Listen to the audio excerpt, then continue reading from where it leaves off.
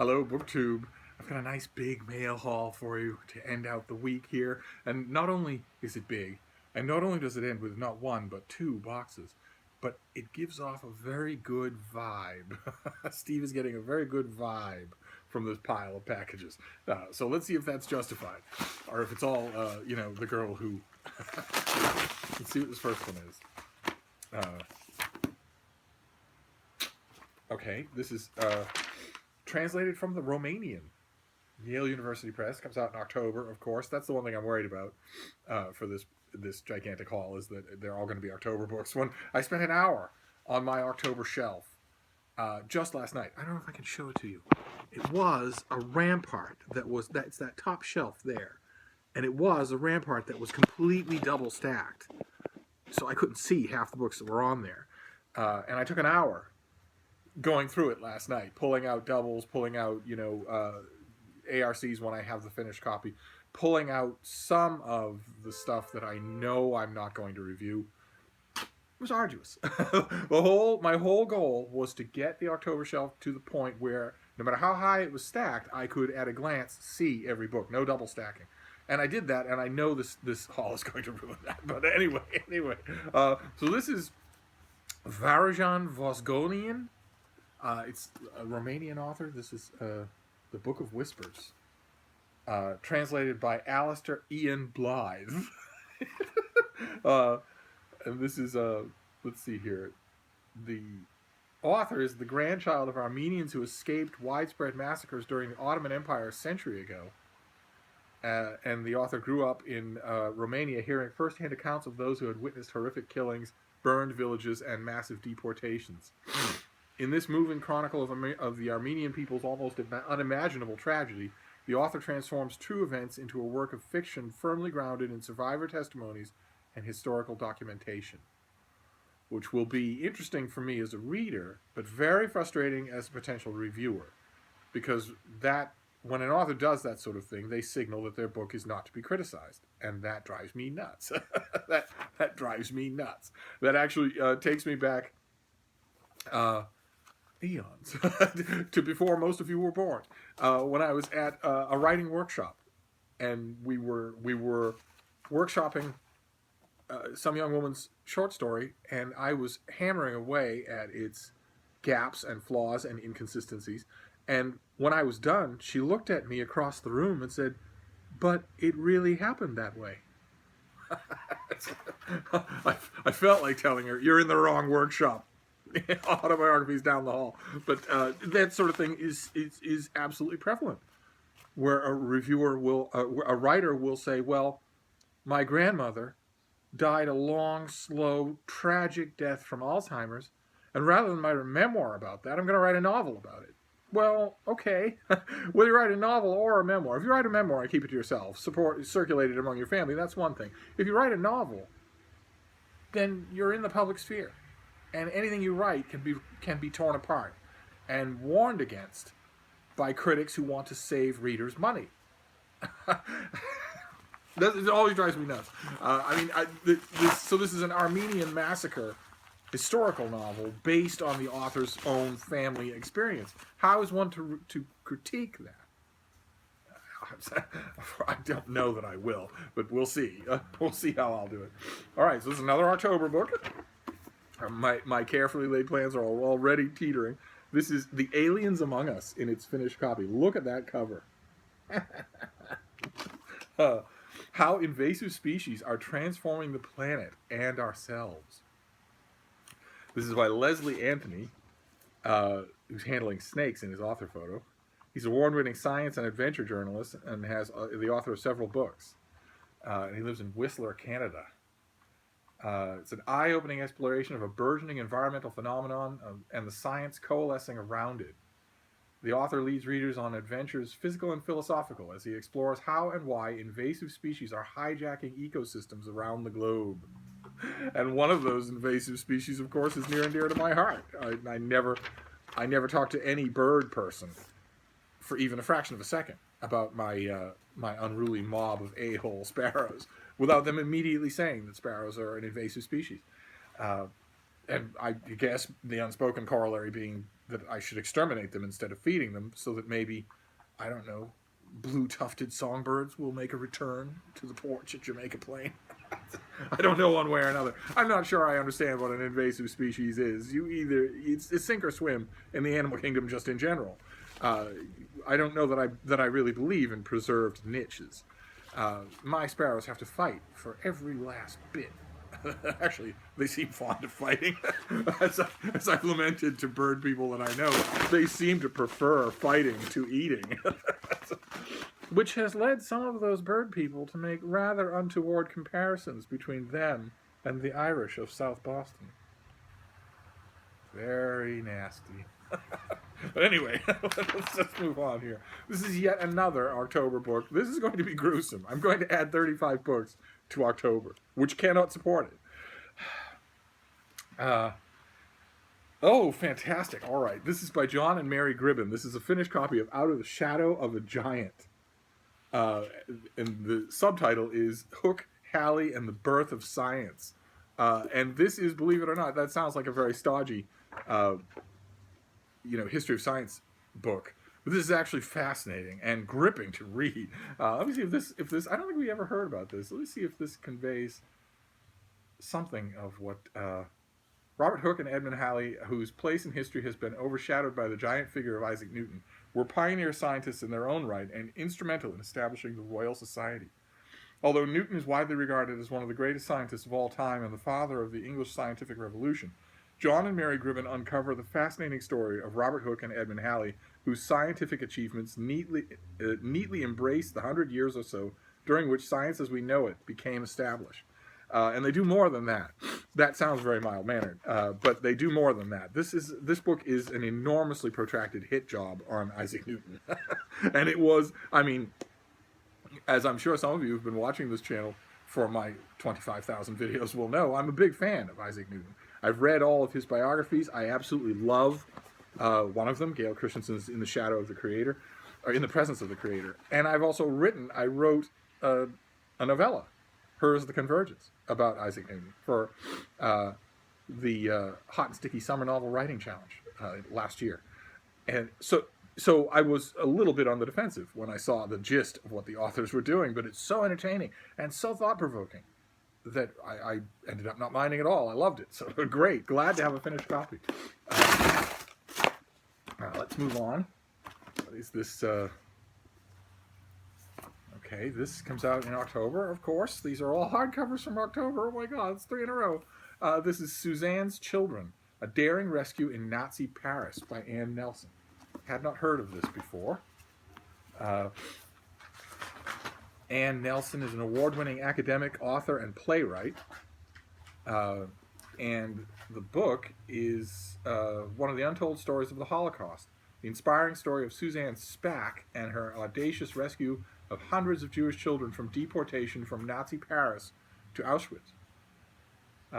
She was born into a Belgian Catholic elite and married a member of the leading political family. Her brother-in-law was prime minister. Some of you have been asking about that buzzer that goes off in a lot of my videos. Those of you who are, especially who are parents at home, will know the answer right away, which is not only that it's laundry, but also that laundry never, in fact, stops. I was told that over and over again by my sainted ma for years when I didn't know what she was talking about. And she was absolutely right. Laundry never stops. If you have a washing machine and dryer on the premises, they are always full and working. So that's what that buzzer is. It's not a reminder, as some of you wags have said, that it's time for me to take my medicine. Let's see here. The Spack's husband, Claude, was a playwright and patron of struggling artist René Magritte. In the late 1930s in Paris, Suzanne forged a strong friendship with a Polish Jewish exile and found her life's purpose in refugee relief. After France fell under the Nazi-occupied Paris, she joined the resistance and helped save... she helped by the kidnapping of Jewish orphans to rescue them from deportation to Auschwitz, where they would be automatically killed. Wow. Okay, well, previously unknown is absolutely true. I didn't know this story. Wow. And there are pictures. Wow. Okay. Great. Well, you all know the deep and abiding love I have for all things World War II. So to get something new like that is an unexpected treat. All right, let's move on here. This is going to be a long video, but most of you don't seem to mind, so we'll just roll with it. Let's see here. What is this next one? Oh my, it's not an October book. It's actually next year. This is Court of Lyons by Jane Johnson. Got a bright, pretty cover. Historical novel, I bet. Kate Fordham, escaping terrible personal trauma, has fled to the beautiful sunlit city of Granada, the ancient capital of the Moors in Spain. There she is scraping by with an unfulfilling job in a busy bar. One day, in the glorious gardens of the Alhambra, once home to the Sultan, Kate finds a scrap of paper hidden in one of the ancient walls. Upon it, in strange symbols, has been inscribed a message from another era. And the message has lain undiscovered since before the fall of Granada in 1492, when the city was surrendered to Queen Isabella and King Ferdinand. Born of love in a time of danger and desperation, the fragment of manuscript will be the catalyst that changes Kate's life forever. An epic saga of romance and redemption, The Court of Lyons brings one of the great turning points in human history to life, telling the dual stories of a modern woman and the last Moorish Sultan of Granada. Wow. Okay. All right. Fantastic. I don't have to think about it because it's next year, but it does sound intriguing. Let's move on. Wow, it was nice to get something that wasn't October. The October books are... Oh, no, this is an October book. Yes, it is. Okay. This is an October book. This is actually accounted for because I have the advanced copy up on the shelf there, so I'll just swap it out. If I can get the dust jacket, which was mangled in transit, to behave itself. There we go. This is A Cold Welcome by Sam White. This is the book about the Ice Age, the Little Ice Age, and the first European colonists of North America. When Europeans first arrived in North America, they faced a cold new world. That's pretty good. The average global temperature had dropped to lows unseen in millennia, and its effects were stark and unpredictable. Blizzards and deep freezes, droughts and famines, and winters when even the Rio Grande froze. Remember that when we read this before? The accounts that come to us from the American settlements of that time are harrowing. It's like something out of Norse mythology, what the winters that they went through. Great. This is the finished copy. I haven't actually read the advanced copy, but I did read the last book, I think, or two, on the subject of the freezing cold new world. It'll be great to read this one. So let's see what this next one is here. Oh, great. Okay, this is also an October release. Yeesh. This is the finished copy of Milton and the Making of Paradise Lost by William Poole. Isn't that pretty? Always a fascinating story. I mean, Milton's life is fascinating to read about in any way. He's actually due. He's really due. He's overdue, those of you who are working in publishing houses. If maybe one of you from the bigger houses could cut a check to somebody really talented. He's overdue for a big 1,000-page biography called Milton.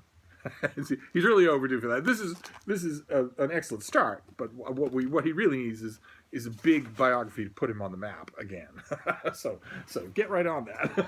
And we've got this thing here, Light as a Feather, could be a catalog, but I'm not going to fall for that again because the last time I got my hopes up for a catalog for the spring, because it's about time for me to be getting spring catalogs. The last time I got my hopes up for that, it was a slim volume of poetry, talking garbage can lids, personal colors that you can't see, but the poet can.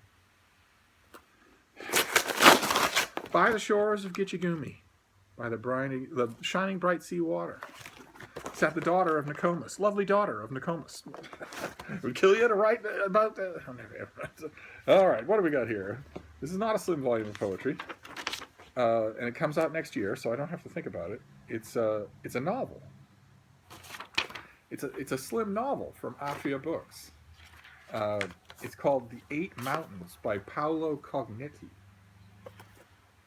It's the tiny house underneath towering mountains. Pietro is a lonely boy living in Milan. With his parents becoming more distant each day, the only thing the family shares is their love for the Dolomites, the mountains that hug the northeastern border of Italy. I have trekked over every inch of the Dolomites. Very unforgiving terrain, but very nice if you are short of your survival. While on vacation at the foot of the mountains, Pietro meets Bruno, an adventurous, spirited local boy. Together they spend many summers exploring the mountain's meadows and peaks and discover similarities and differences in their lives, their backgrounds, and their futures. The boys come to find the true meaning of friendship and camaraderie, even as their divergent paths in life, Bruno's in the mountains, Pietro across the world, test the strength and meaning of their connection.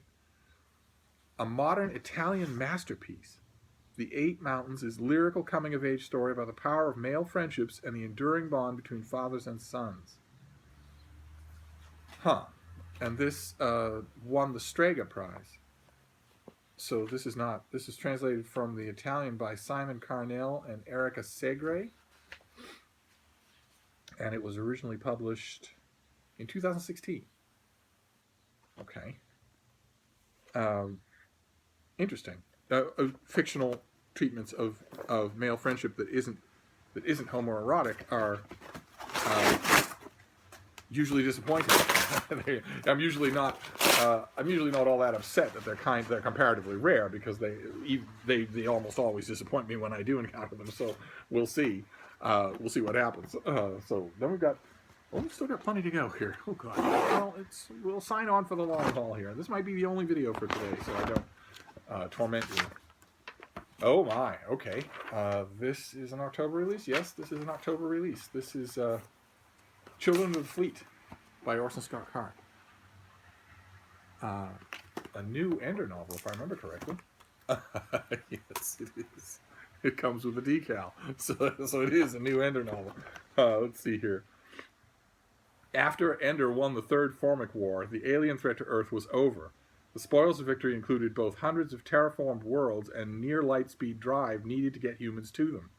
International Fleet became an arm of the Ministry of Colonization. Mincall now runs Fleet School on the old Battle School station and still recruits the best and brightest kids from Earth and the Fleet to train as the leaders of these colony ships and colonies. Children of the Fleet is a new angle on Card's best-selling series. It takes place during the time that Peter Wiggin and Bean are consolidating the hegemony on Earth and tells the story of the fleet off Earth. Interesting. Okay, so it's kind of a side story to the Ender series. Wow. Okay, fantastic. Can't wait to get to it. Let's see here. Sorry, I'm a little distracted. I'm keeping an eye on a tiny little puppy, so that can be a little distracting, but we'll forge ahead here. This one was battered in the Arrival. This is almost certainly going to be an October book. I'm just going to get slammed with October books. It is an October book, of course. Oh God! All right, so this is the finished copy of The Gormans Way by Justin Spring, which has a great cover. Look at that. The object is not seen. You don't need to see it. That's the whole point. It's wafer thin. And Justin Spring is the author of two previous biographies, one of Fairfield Porter and one of Samuel Stewart. His writing on visual arts include monographs and museum catalogs, and he's the recipient of fellowships from the Guggenheim and the Leon Levy Center. Okay, so this is, let's see, I don't think we saw this on this channel before. During the 30-year boom in France following World War II, Paris was not only the world's most stylish tourist destination, it was also the world capital of gastronomic genius. In The Gormans Way, Justin Spring tells the story of 6 American writer-adventurers having the time of their lives in the City of Light during this period, and in doing so, transforming the way Americans talk and think about food and the way they eat.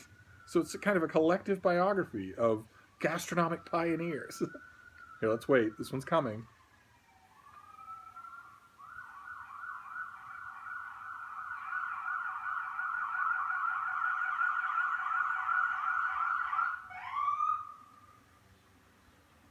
Okay, so who are the 6? That's what I want to know. Oh, A.J. Liebling, Alice B. Toklas, M.S.K. Fisher, Julia Child, Alexis Lichine, and Richard Olney. Oh, fantastic! All right, so how is this set up? Is it chapter by chapter, or is it all mixed together? No, it looks like it's chapter by chapter. So that's great. Oh, that's fantastic. This could be really good. I mean, I requested it because it looked interesting, but I had no idea uh, that Julia Child would be a big part of it. That's great. Okay, the Gormans Way. Fantastic. For you foodies out there. uh, how are we doing here? Let's see this one. All these October books. Oh my god. Oh my god, this is 2 books. Oh, okay. These we don't need to see them. They're Kirkus books. Okay. So those don't go on the pile. Those go on, there's a separate pile for work, for paying work, and that's where those go. And then we've got the boxes.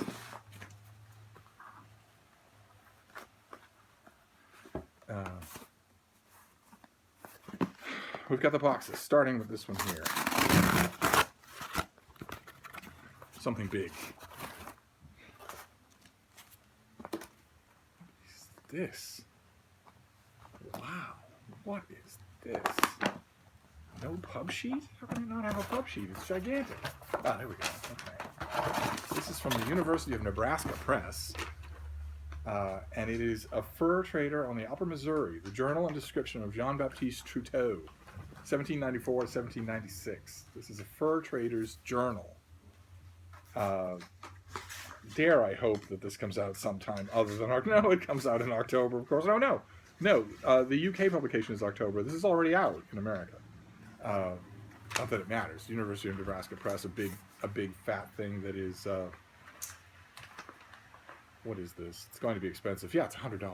Okay, so you're not going to see this in a bookstore, so it doesn't really matter that it's August. And it turns out that Jean-Baptiste Truteau was a super hottie. Fantastic! Look at the size of this thing. All right, great. The Fur Trader, A Fur Trader on the Upper Missouri, is the title that they gave to the journals of this guy. So, to the University of Nebraska Press and to anybody else listening, my services in titling books are yours for free. A Fur Trader on the Upper Missouri is the description of this book. It is not a book title. But that's okay. We'll just move on. We're on the last one here. And it's a big, heavy box. So it will either be something huge or it will be multiple something. And that will wrap this up for now. Let's see what this is. Oh my god. Okay, it's something huge. It's something huge. What on earth is this? Okay, this is from Knopf. What have we got here? This is an October book. It's called Calder, The Conquest of Time, The Early Years, 1898 to 1940, by Jed Pearl. The size of that thing. Okay, so what is... This is $55. I did not request this, but this looks fascinating. There has never been a biography of Alexander Calder, America's greatest 20th century sculptor. Let's just move on. Because no writer has ever been granted unlimited access to the artist's letters and papers. That has now changed. Oh, catnip to Steve. This book, by renowned art critic and writer Jed Pearl, is an authoritative and revelatory achievement. Written with the support of the Calder Foundation, the book is based on a wealth of papers never before available, as well as scores of interviews. This beautifully written, deeply researched book opens with Calder's peripatetic upbringing in Philadelphia, California, and New York. Born in 1898 into a family of artists, his father was a well-known sculptor, his mother a painter and pioneer feminist. Calder went on as an adult to forge important friendships with a who's who of 20th century creators, including Marcel Duchamp, Martha Graham, Piet Mondrian, Virgil Thompson. We move through Calder's early years studying engineering to his first artistic triumph in Paris in the late 1920s, to his emergence as a leader in the international abstract avant-garde. His marriage in 1931 to the free-spirited Louisa James, the great niece of Henry James, is a richly romantic story related here with a wealth of detail and nuance. Wow, so New York's Greenwich Village in the Roaring Twenties, the left bank of Paris during the Depression, Wow. Sounds like a trip. Fantastic. Okay, so okay, it's another behemoth for October, but it doesn't matter. Wow, that's great. Oh wow, and it's lavishly illustrated. Wow, fantastic. Okay. All right. Well, all right. So let's see if we can do this.